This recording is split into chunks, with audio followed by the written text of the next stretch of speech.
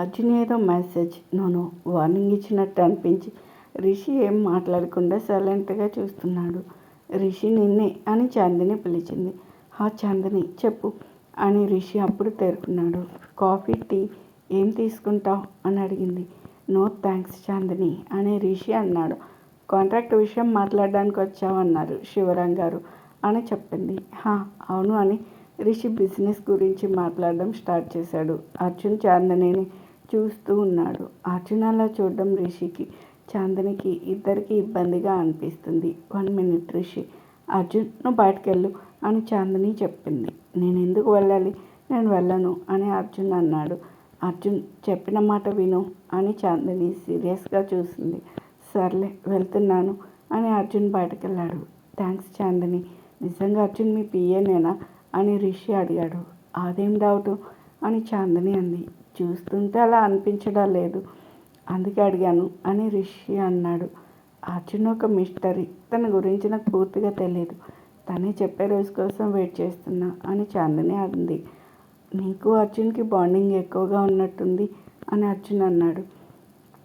అర్జున్ గురించి చెప్పాలంటే ఎన్ని రోజులు చెప్పినా సరిపోదు, కొంచెం ఎక్కువగా మాట్లాడతాడు, విసిగిస్తాడు, కానీ చాలా మంచివాడు అని నవ్వుకుంటూ అర్జున్ గురించి చెప్తూ ఉంది. అయ్యో సారీ, అసలు విషయం మర్చిపోయి నేను ఏదేదో చెప్తున్నాను, అసలు విషయానికి వస్తాం అని చాందిని అంది. బయట అర్జున్ కాలు గాలిన పిల్లలా అటు ఇటు తిరుగుతూ ఉన్నాడు. అక్కడికి ఎవరో అమ్మాయి వచ్చింది. ఎలా ఉంది సార్ మీ చేతికి అని అడిగింది. యా ఐఎమ్ ఫైన్, మీరందరూ ఎలా ఉన్నారు అని అడిగాడు. Yeah we are all fine sir, మీరేంటి ఇక్కడ ఇలా తిరుగుతున్నారు అని అడిగింది. ఏం లేదులే అని ఆ అమ్మాయితో అర్జున్ మాట్లాడుతూ ఉన్నాడు. అప్పుడే చాందిని రిషి అక్కడికి వచ్చాడు. ఈడియట్, కొంచెం టైం దొరికితే చాలు ఫ్లర్ట్ చేస్తూ ఉంటాడు అని మనసులోనే తిట్టుకుంది. చాందిని కోపం చూసి రిషికి నవ్వు వచ్చింది. ఈ అమ్మాయిని ఎక్కడో చూసినట్టుంది అని చాందిని ఆలోచిస్తుంది. ఆ రోజు అర్జున్ ప్రపోజ్ చేసిన అమ్మాయి తనే కదా, వీడి సంగతి చెప్తాను అనుకుని చాందిని అర్జున్ దగ్గరికి వెళ్ళింది. ఏం చేస్తున్నారు మీ ఇద్దరు అని చాందిని అడిగింది. గుడ్ మార్నింగ్ మ్యామ్ అని ఆ అమ్మాయి విష్ చేసింది. అయిపోయిందా మీ మీటింగు అని అర్జున్ అన్నాడు. మా మీటింగ్ సరే, మీ ఇద్దరు ఏంటి ఇక్కడ, ఏ మీటింగ్ పెట్టారు అని చేతులు కట్టుకుని అడిగింది. ఏం లేదు మ్యామ్, జస్ట్ క్యాజువల్గా అర్జున్ ఇక్కడ ఏం చేస్తున్నావు అని అడిగాను అంతే. Bye ma'am. బాయ్ అర్జున్ అని ఆ అమ్మాయి వెళ్ళింది. చాందిని అర్జున్ని కోపంగా చూస్తుంది.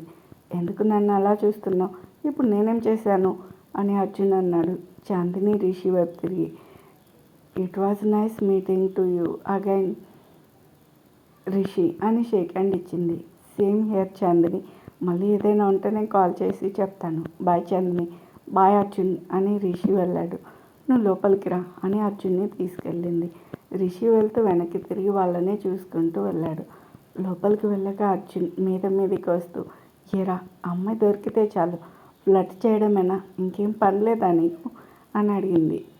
రామ నేను ఇక్కడ ఫ్లర్ట్ చేశాను, జస్ట్ క్యాజువల్గా మాట్లాడాను అంతే అని అర్జున్ అన్నాడు. ప్రపోజ్ చేసిన అమ్మాయితో మాట్లాడడం క్యాజువలా అని అడిగింది. ప్రపోజ్ చేసిన అమ్మాయి ఎవరు అని అర్జున్ అడిగాడు. అబ్బబ్బా ఏం నటిస్తున్నావురా, ఏం తెలియనట్టు అని చాందిని అడిగింది. నిజం ప్రామిస్గా తెలీదు ఎవరు అని అడిగాడు. ఇప్పుడు నువ్వు మాట్లాడిన అమ్మాయి ఆ రోజు నీకు అవుటింగ్లో ప్రపోజ్ చేసిన అమ్మాయి కాదా అని అడిగింది. అవునా, ప్రామిస్గా అమ్మాయి ఫేస్ నాకు గుర్తులేదు. ఇక్కడ ఏం చేస్తున్నారు అని అడిగితే ఏదో క్యాజువల్గా మాట్లాడాను అంతే. 1 minute ఆగు, ఆ రోజు నేను సరిగ్గా చూడలేదు, అసలు అమ్మాయి ఎలా ఉంటుందో చూసి వస్తా అని వెళ్తుంటే అర్జున్ కాలర్ పట్టి వెనక్కి లాగి, వెధవేషాలు లేకుండా మూసుకొని ఇక్కడ ఉండు, అర్థమైందా అని చాందిని బెదిరించింది. సరే అని అమాయకంగా ఫేస్ పెట్టి తల ఊపాడు. చాందిని వెళ్ళి తన సీట్లో కూర్చుంది. అవును చందు, నేను ఆ అమ్మాయితో మాట్లాడితే నీకెందుకు నచ్చట్లేదు అని అడిగాడు. నా ఆఫీస్లో అమ్మాయిలతో నువ్వు ఫ్లర్ట్ చేయడం నాకు ఇష్టం లేదు అని పని చేసుకుంటూ చెప్పింది. అంటే బయట ఫ్లర్ట్ చేస్తే ఏం పర్లేదా అని అడిగాడు. చందు చేస్తున్న పని ఆపి వేలు అర్జున్ వైపు చూపిస్తూ, నువ్వు నా హస్బెండ్గా ఉన్నంత వరకు ఎవరితో అయినా ఫ్లర్ట్ చేసావని తెలిసిందో నీకు మామూలుగా ఉండదు, అండర్స్టాండ్ అని సీరియస్గా చెప్పింది. మరి నువ్వు ఫ్లర్ట్ చేస్తే అని అర్జున్ అడిగాడు. నేను ఇలా కాదు, నాకు అవసరం లేదు అని చెప్పి మళ్ళీ తన పని తను చూసుకుంది. మరి ఆ రిషితో మాట్లాడడం ఏంటి అని అర్జున్ అన్నాడు. రిషి బిజినెస్ పార్ట్నర్ అంతే, నథింగ్ ఎల్స్ అని చెప్పింది. పిచ్చి చందు, రిషి నిన్ను ఎలా చూస్తున్నాడో నీకు తెలియకపోయినా నాకు తెలుసు అని మనసులో అనుకున్నాడు. ఇద్దరూ పని అయిపోయాక ఇంటికి వెళ్ళారు. ఇంటి లోపలికి వెళ్తుంటే చాందనికి కాల్ వచ్చింది. నువ్వు వెళ్ళు, నేను ఈ కాల్ మాట్లాడేస్తాను అని చాందని వెళ్ళింది. చాందని వెళ్ళింది చూస్తూ అర్జున్ లోపలికి వెళ్ళాడు. ఇంట్లోకి రాగానే డైరెక్ట్ బెడ్రూమ్లోకి వెళ్ళాడు. రాజుకి ఏమైనా తెలిసిందా, వాళ్ళు దొరికారా అని మెసేజ్ చేశాడు. సరే, నేను మీకు చేద్దాం అనుకున్నా సార్, మీరే చేశారు. మనకంటే ముందుగా మేడం మనసులను పట్టుకున్నారు. అందుకే మేము వాళ్ళకి కనపడకుండా ఫాలో అయ్యి ఇన్ఫర్మేషన్ తెలుసుకున్నాము. అటాక్ చేసింది మేడం వాళ్ళ బావ ప్రశాంత్, మేడం ఎనిమి రఘు ఇద్దరు కలిసి ప్లాన్ చేశారు అని మెసేజ్ చేశాడు. వాళ్ళు చాందిని మనుషులే అని రాజుకి ఎలా అర్థమైంది అనుకుంటున్నారా? చాందిని కూడా మనుషుల్ని పెట్టిందని అంతకుముందే అర్జున్ రాజుకి చెప్పాడు. అది చూశాక అర్జున్కి కోపం పీక్స్కి వెళ్ళింది.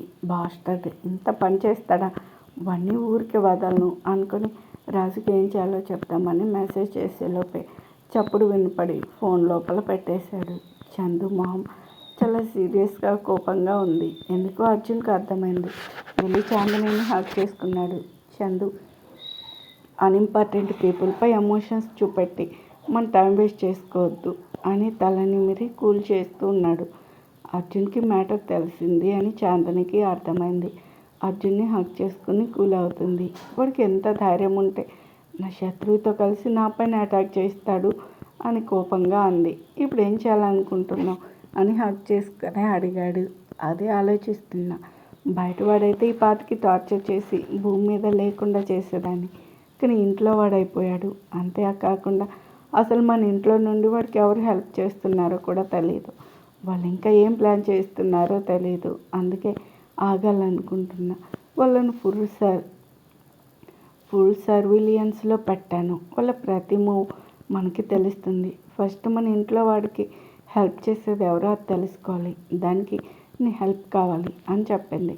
తప్పకుండా చేస్తాను. Any time anywhere Arjun is here for you and you don't worry అని నుదురు పై కిస్ చేశాడు. ఇద్దరు అలాగే ఒకరి కౌగిల్లో ఒకరు ఉండిపోయారు. కొంచెం సేపటి తర్వాత దూరం జరిగి నానమ్మ తాతయ్య ఇంట్లో లేరు, ఇదే పర్ఫెక్ట్ టైం, ఇప్పుడే ప్లాన్ ఎగ్జిక్యూట్ చేద్దాం అని ప్లాన్ చెప్పింది.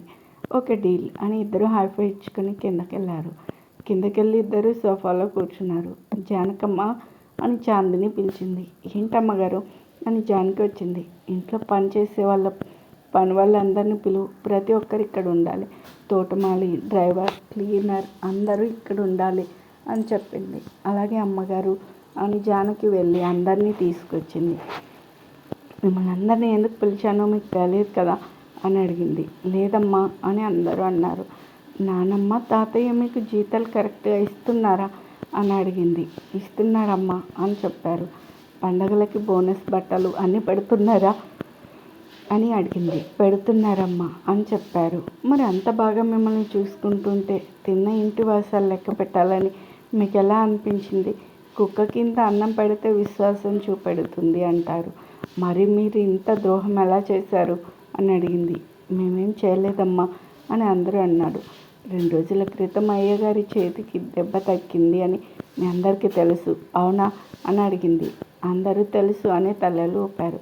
వాళ్ళు ఎవరైనా సరే నా భర్తకి హాని చేయాలని చూస్తే వాళ్ళని వదిలిపెట్టను అని మీకు తెలుసు కదా అని అడిగింది. మళ్ళీ అందరూ తలలు ఊపారు. అన్నీ తెలిసి ఉండి కూడా మీలో ఒకరి ఇంటి ఇన్ఫర్మేషన్ లీక్ చేసే సాహసం చేశారు. నా కార్ బ్రేక్ డౌన్ అయ్యేలా చేసి అర్జున్కి దెబ్బ తగిలేలా చేశారు అంటే మీకు ఎంత ధైర్యం ఉండాలి? ఒకవేళ ఈ మ్యాటర్ నేను వదిలేసిన అర్జున్ పేరెంట్స్ వదిలేస్తారనుకున్నారా? అర్జున్ నిజంగా ఒక పిఏ మాత్రమే అనుకుంటున్నారా మీరు? నేను అంత సింపుల్ వ్యక్తిని పెళ్లి చేసుకుంటానా? తను చాలా డబ్బు ఉన్న వ్యక్తి, పలుకుబడి ఉన్న వ్యక్తి. జస్ట్ నా కోసం మాత్రమే ఇలా సింపుల్గా ఉన్నాడు. అర్జున్కి దెబ్బ తగిలితే వాళ్ళు ఊరుకుంటారనుకుంటున్నారా? ఆల్రెడీ పని ఎవరు చేశారో తెలుసుకున్నారు.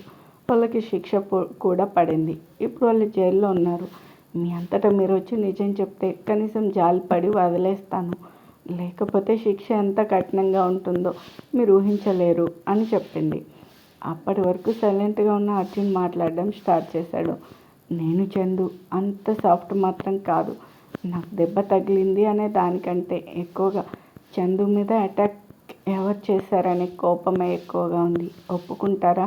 మీకే మంచిది. లేకపోతే అర్జున్ అంటే ఏంటో మీరే రుచి చూస్తారు అని చాలా సీరియస్గా చెప్పాడు. అసలు అర్జున్ని చందు కూడా ఇప్పటి వరకు అలా చూడలేదు. కోపంలో అంత భయంకరంగా ఉన్నాడు. అందరూ అర్జున్ని అలా చూసి భయపడిపోయారు. అందులో నుండి ఒకరు వచ్చి, అమ్మగారు, అయ్యగారు, నిజంగా నేనైతే ఏం చేయలేదు. నా ప్రాణం ఉన్నంత వరకు ఇంటికి మంచి చేస్తాను తప్ప చెడు మాత్రం చేయను అని చెప్పాడు. అవునమ్మా, నిజంగా మేము చేయలేదు. ఎవరు చేశారో మీరే కనుక్కోండి అని అందరూ అన్నారు. చాందిని, అర్జున్ అందరినీ అబ్జర్వ్ చేస్తూ ఉన్నారు. అందరి ఎక్స్ప్రెషన్స్ ఒకలా ఉన్నాయి. కానీ అందులో ఒకరు మాత్రం భయంతో వణుకుతూ ఉన్నారు. లాస్ట్ అండ్ ఫైనల్గా చెప్తున్నాను, ఎవరు చేశారో మీ అంతటా మీరు ముందుకు వస్తే మంచిది. నేను పిలిస్తే వేరేలా ఉంటుంది అని చాందిని అంది. చందు, ఇలా కాదు, కానీ నా లాయర్ని పిలిపించి కేసు ఫైల్ చేయమని చెప్తా అని అర్జున్ మాట కంప్లీట్ కాకముందే ఒక ఆవిడ వచ్చి చాందిని కాళ్ళపై పడింది. అమ్మగారు, నన్ను క్షమించండి. డబ్బుకి ఆశపడి నేను ఇలా చేశాను. పిల్లలు ఉన్నదాన్ని, నన్ను వదిలేయండి అమ్మా అని ఏడుస్తూ అంది.